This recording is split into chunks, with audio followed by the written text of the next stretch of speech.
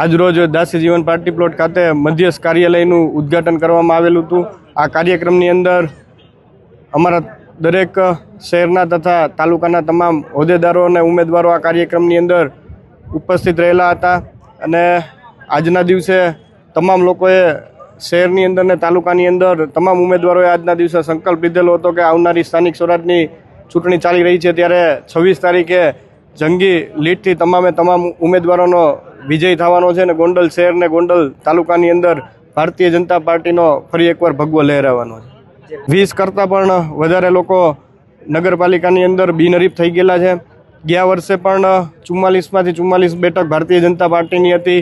એ જ રીતે આ વખતે પણ 44 સભ્યોનો એક ભવ્ય વિજય થવાનો છે। 5 જિલ્લા પંચાયતના સભ્યોનો પણ ભવ્ય વિજય થવાનો છે। 21 તાલુકા પંચાયતની અંદર પણ અમારા એક સભ્ય દાળિયા બેઠક ઉપરથી બિનહરીફ થઈ ગયા છે અને બીજા બાકીના સભ્ય છે એમનો પણ પૂરી મજબૂતાઈથી વિજય થવાનો છે। ફરી એકવાર ગોંડલની અંદર ગોંડલ વિસ્તાર કોંગ્રેસ અને આપ મુક્ત થવા જઈ રહ્યું છે। News updates